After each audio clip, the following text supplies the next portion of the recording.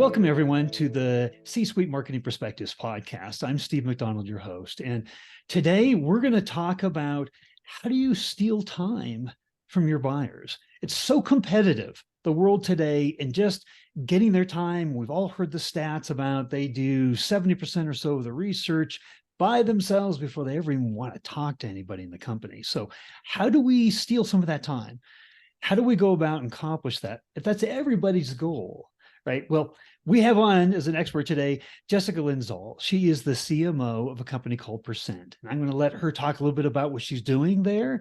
But Jessica, you've got over 20 years in the business, growing teams and brands and some of the biggest names in the industry. And you've worked primarily in B2B, but you're doing a little B2C right now too. And that's always good because as B2B marketers, getting a little B2C in what we do isn't bad. Yep. But maybe expand a little bit on your background and what you're doing right now, and then we'll kind of jump into the core of the subject matter here. Sure. Thanks for having me, Steve. Really appreciate it and excited to be here. And it's a great topic that is near and dear to my heart because that has been my motto: is marketing is stealing time from clients, and how are you successful at doing that? So in terms of a little bit about me, yes, I have over 2 decades in the industry. I've been primarily, and actually only if I think about it, in financial services and financial technology. I actually started out as a salesperson, as a broker at Fidelity, which I think really, really helped me from a marketing perspective, because I'm able to think like a salesperson as well as put myself in the shoes of the client, which is often how a salesperson will think.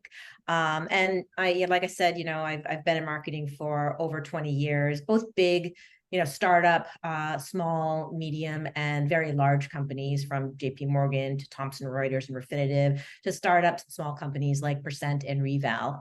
So it's been good to have really a mix of different size organizations, because I've been able to bring corporate organization and, growth mindset from big companies to small companies, as well as an entrepreneurial spirit and, doing as much as you can with less to bigger companies. So it's been a great mix. And I'm currently the Chief Marketing Officer of Percent. I've been here for 2 years.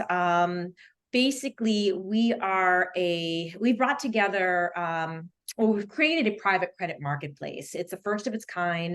It is in the alternative investment space, private credit, which is a very quickly growing asset class.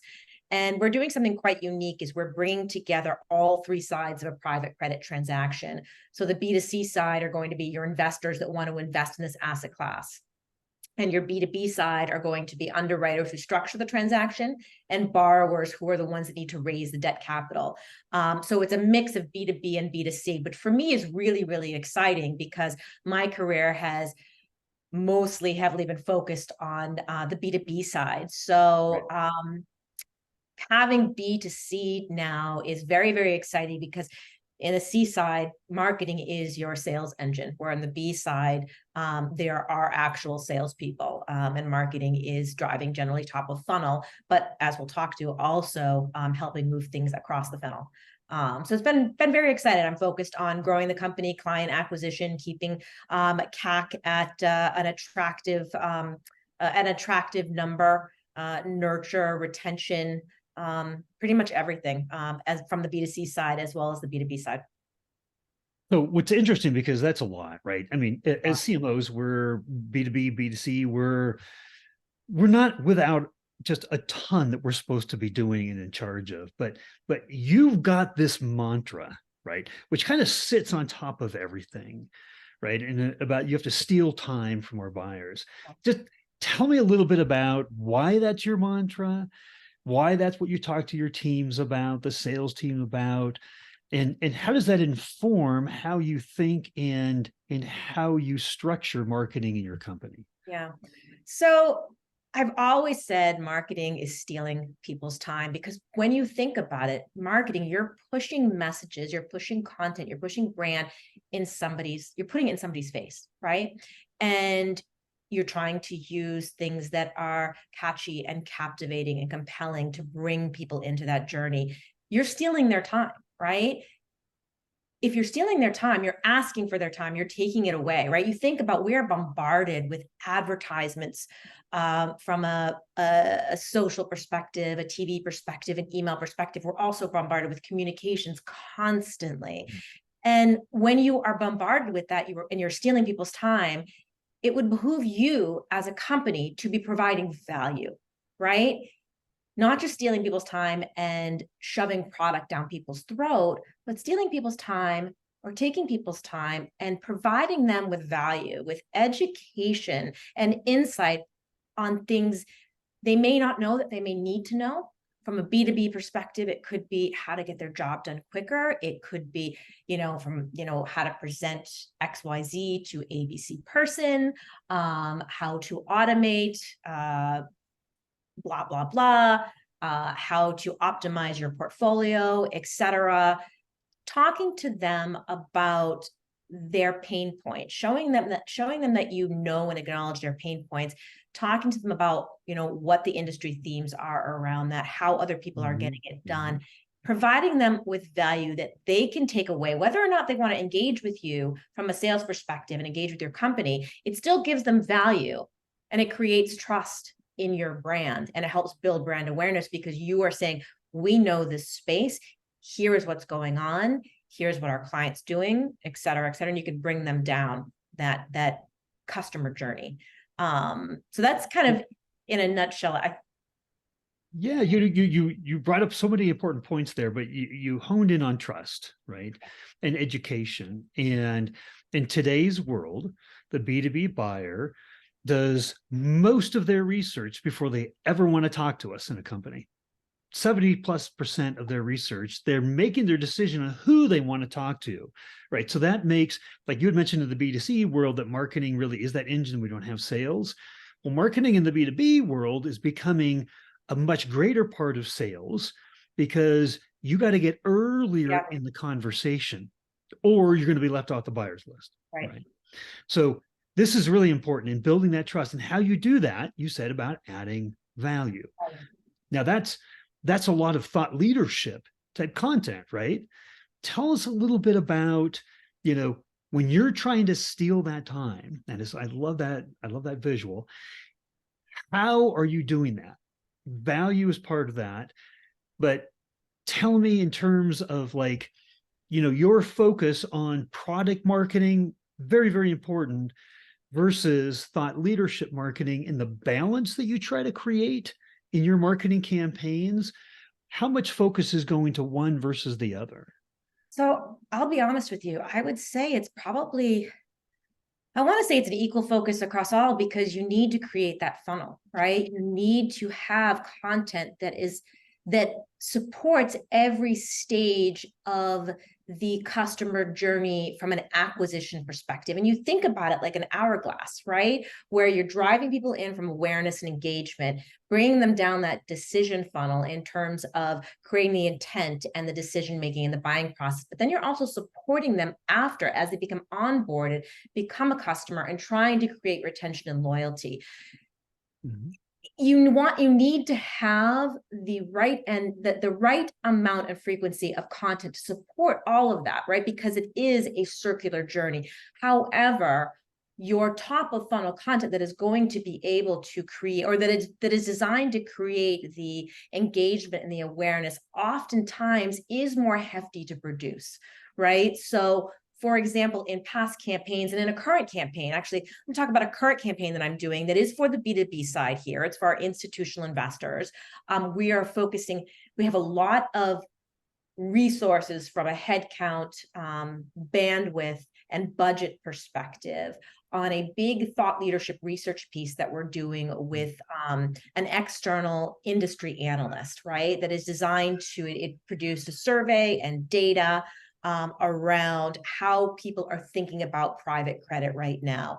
That is probably, out of our whole content strategy, if you're weighting it to 100%, that is probably right now a good 50% of the content, overall content process right now, because that requires a lot of budget, a lot of bandwidth, and a lot of resources, right? Whereas my team still needs the right content to support once we draw them in and get that lead, to continue nurturing them through that customer life cycle, because you are drawing people in from an engagement awareness perspective, giving them education to understand what is going on in the industry, why, you want to spark conversations with them in terms of why do you want to think about this, right? But then you need the content to support once they've got that. How do you continue that? You want to support them with case studies about, okay, you now know that this is going on. How are your peers managing this pain point, right? And then after you address what their peers are doing, then you can start to surface product information, whether it's a fact sheet, video, other industry information, like infographics, et cetera. You're driving them down that funnel. That heftier, heavy duty industry thought leadership does take a lot more effort, whereas the product stuff and the case studies can tend to be a little bit lighter. Yeah, and that very reason, what you just said there, that it can be a lot more difficult to create thought leadership, right? Because that requires a perspective, that requires that education, that requires that advisor level status. And we're all really good about talking about what we do, right? We are the subject matter experts there, right? So that tends to be easier. So that tends to be more of what we focus on. And so what I wanted to ask though is, when you're thinking about this thought leadership, how do you think about it? You're operating in the B2B and an ABM model, right? Where there's long lead times, and that conversation that when it does get started needs to be, you might have 20, 30 more touch points, right, in this process. How do you think about content and enabling that sales conversation over many, many, many months? And what balance of content is needed there? What are you being asked for, right? What are you planning on in your content plan? That's an excellent question. I'm actually going to look at this from my current focus at Percent right now is heavily B2C, as we're trying to prime. Granted, remember, our B2C, we treat like B2B, right? Because these are often institutional investors, or they're retail accredited investors. They're high net worth investors in a nascent, a new asset class that need a lot of education. So it is a longer life cycle. It's just not the 6 to 12 to 18 months that could be B2B. So I'm going to look at this both from a Percent perspective as well as a Refinitiv perspective, right? Where we were, that is straight B2B. In terms of actually, let me go back to the Refinitiv perspective. In terms of planning out the content, and I think you asked, planning out the content, what is needed, how much time do you spend on it, and what are you being asked for from a sales perspective?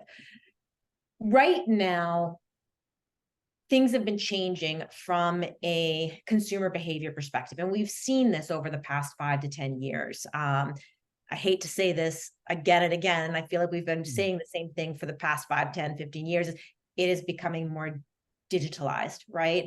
People are self-selecting into the customer journey. They're doing more research ahead of time. They're looking at news. They're looking at industry reports. They're looking at white papers to educate themselves on whatever their pain points are.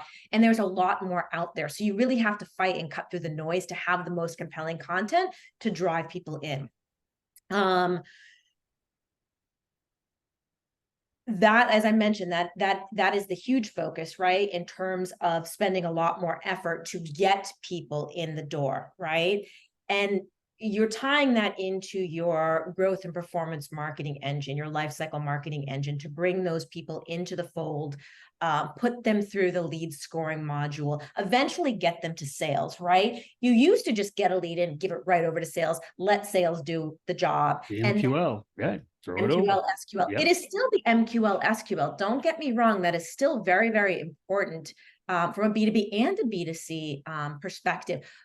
But getting over to sales is a lot longer in the process now. It is much more, it used to be, maybe 10, 15% marketing and then, 85, 90% sales, right? It is probably more 50-50 now, maybe even a little bit more, because of how people consume information and the need to talk to sales farther down the road. When you are looking, I come from a capital markets background, and capital markets does require more salespeople because they are talking about things like trading and portfolio optimization. And a lot of the salespeople have sat in those positions before. So it requires a different level of sophistication, but doesn't require a team of 10 salespeople. It might be a salesperson and a sales engineer. So you're doing more, like I said, from that thought leadership, the content, blog posts, webinars, case studies, to continue to educate people on whatever their pain points might be, whatever's going on in the industry, to make them aware of it, to associate your brand with it,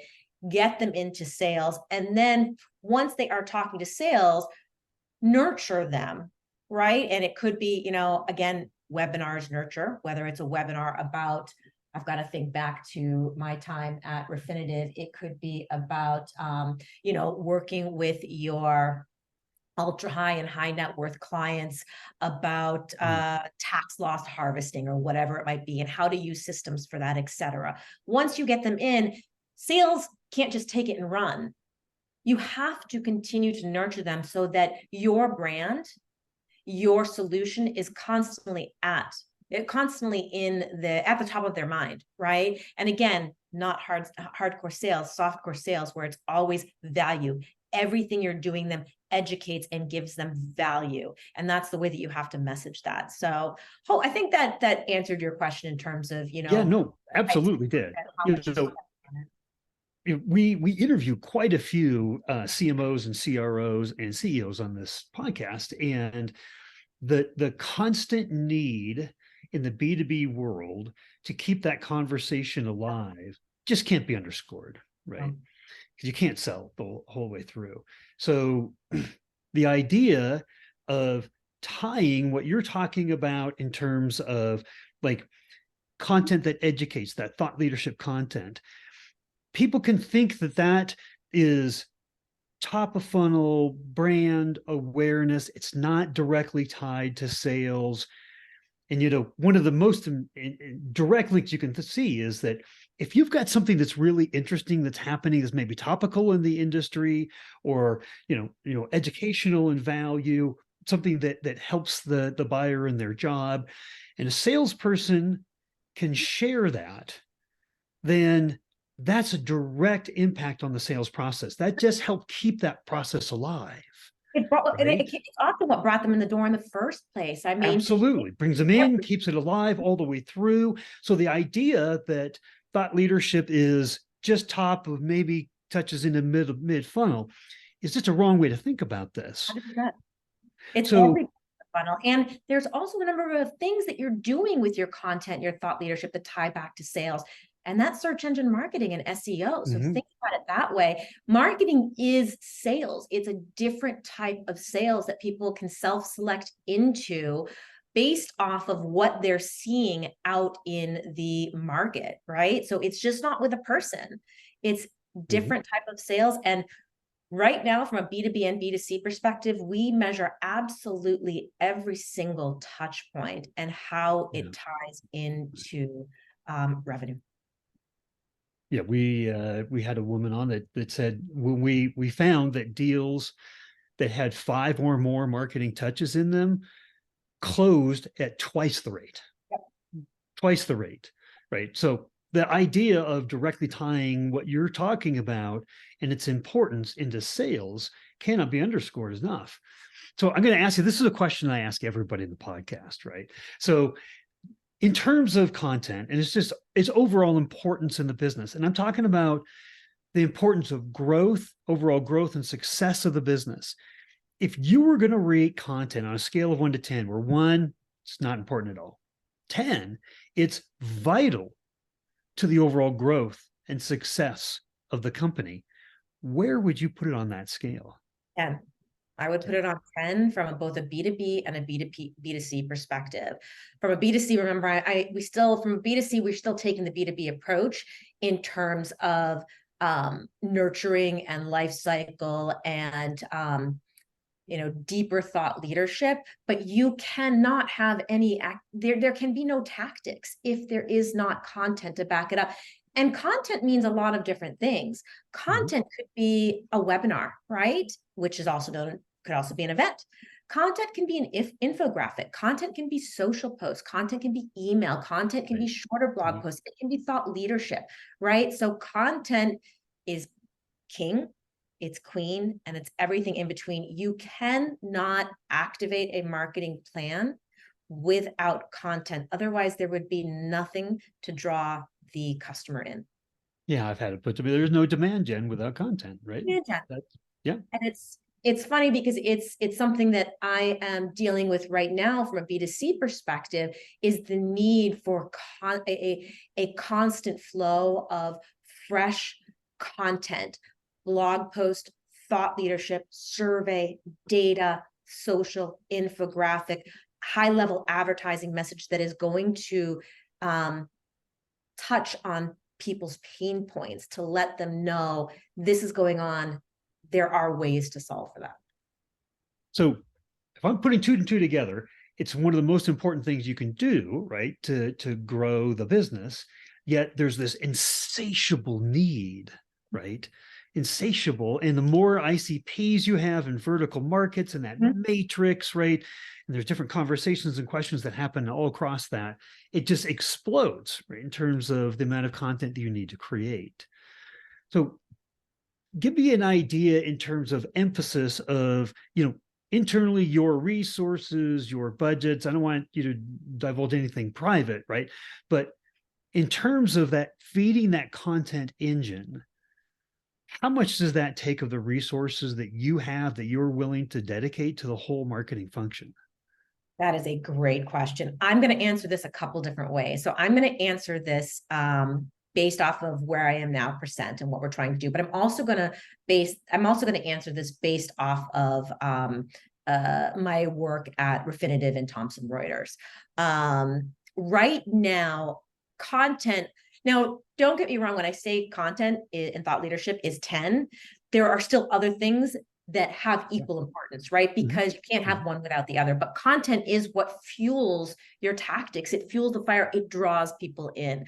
I spend a lot of time on content. I actually recently lost a content person. So I have been bringing in, and I think I mentioned that to you earlier when we spoke, Steve, I have been bringing in agencies and a number of consultants that I have worked with in the past, and we produce content so quickly because from a B2C side, again, with investors, both from an institutional and a retail perspective, you need different levels of content, but you need constant content to engage them both on what does private credit mean? What does this bring to the table?